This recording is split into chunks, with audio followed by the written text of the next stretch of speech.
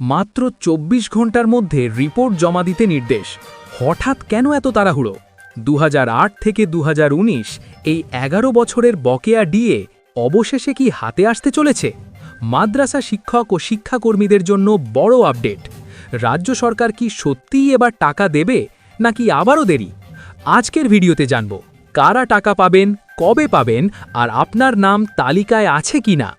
পশ্চিমবঙ্গ সরকারের মাদ্রাসা শিক্ষা দপ্তর গ্র্যান্ট-ইন-এইড বা গ্র্যান্ট-ইন-এইড শিক্ষক ও শিক্ষাকর্মীদের বকেয়া মহার্ঘ ভাতা বা WBDA অ্যারিয়ার্স প্রদানের প্রক্রিয়া দ্রুততর করতে একটি অত্যন্ত গুরুত্বপূর্ণ পদক্ষেপ গ্রহণ করেছে। এপ্রিল ২০০৮ থেকে ডিসেম্বর ২০১৯ পর্যন্ত সময়ের বকেয়া ডিএর হিসেব চূড়ান্ত করতে সমস্ত জেলার ডিআইদের কাছ থেকে জরুরি ভিত্তিতে তথ্য তলব করা হয়েছে। ১ এপ্রিল প্রকাশিত এই নির্দেশিকায় ২রা এপ্রিলের মধ্যে নির্দিষ্ট ফরম্যাটের রিপোর্ট জমা দিতে বলা হয়েছে।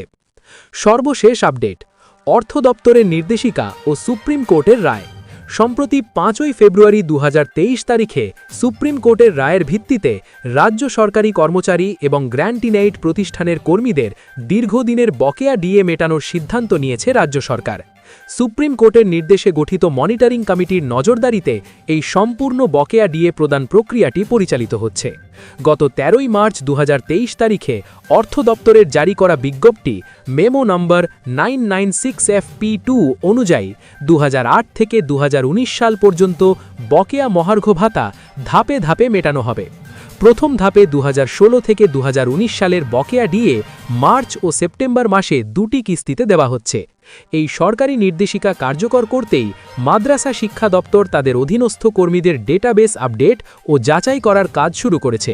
সূত্র, অর্থ দপ্তর, পশ্চিমবঙ্গ সরকার। বকেয়া ডিএ যে ৪ ক্যাটেগরির কর্মীর তথ্য চাওয়া হয়েছে। মাদ্রাসা শিক্ষা দপ্তরের বিজ্ঞপ্তিতে মূলত ৪টি ক্যাটেগরির কর্মীর তথ্য চাওয়া হয়েছে। গ্র্যান্ট-ইন-এইড প্রতিষ্ঠান থেকে যারা বেতন বা পেনশন পান তাদের সবাইকে এই প্রক্রিয়ার অন্তর্ভুক্ত করা হয়েছে। বর্তমানে কর্মরত কর্মী, গ্র্যান্ট-ইন-এইড মাদ্রাসার শিক্ষক এবং নন টিচিং স্টাফ যারা বর্তমানে চাকরিতে বহাল রয়েছেন। ডেপুটেশনে থাকা কর্মী, যে সকল রাজ্য সরকারি কর্মচারী বর্তমানে ডেপুটেশনে রয়েছেন এবং যাদের বেতন DDO সরাসরি গ্র্যান্ট-ইন-এইড খাত থেকে তুলে থাকেন। প্রাক্তন কর্মী, উল্লিখিত সময়ের মধ্যে যারা কর্মরত ছিলেন এবং গ্র্যান্ট-ইন-এইড থেকে বেতন পেতেন কিন্তু বর্তমানে আর চাকরিতে নেই। ২০০৮-এর পূর্বে অবসরপ্রাপ্ত পেনশনার, যে সমস্ত কর্মী ২০০৮ সালের এপ্রিল মাসের আগে অবসর গ্রহণ করেছেন কিন্তু তাদের পেনশন DDOর মাধ্যমে গ্র্যান্ট-ইন-এইড থেকে মেটানো হয়। ডিআইদের কাছে যে নির্দিষ্ট ছকে রিপোর্ট তলব। ডিআইদের একটি নির্দিষ্ট ছকে এই রিপোর্ট জমা দিতে হবে। প্রতিটি ক্যাটেগরির কর্মীর ক্ষেত্রে ২টি মূল তথ্য প্রশাসন জানতে চেয়েছে। ১. সংশ্লিষ্ট কর্মীর HRMS আইডি রয়েছে কিনা। ২. DDO লগইনে বকেয়া ডিএর ক্যালকুলেশন শিট দেখা যাচ্ছে কিনা। এই দুটি তথ্য হ্যাঁ অথবা না হিসেবে উল্লেখ করে জেলার ডিআইদের পাঠাতে হবে। কর্মীদের উপর প্রভাব ও পরবর্তী পদক্ষেপ।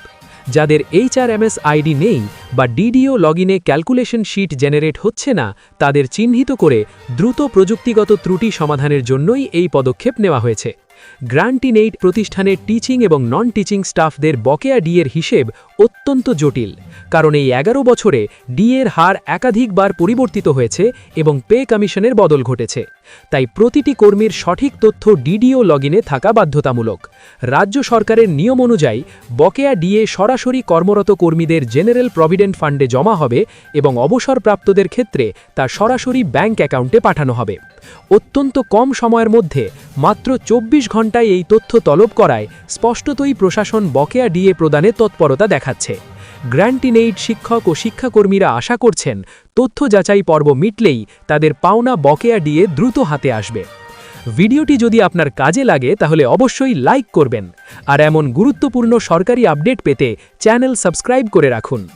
আপনার নাম তালিকায় আছে কিনা কমেন্টে জানাতে ভুলবেন না আর এই ভিডিওটি শেয়ার করুন আপনার সহকর্মীদের সাথে।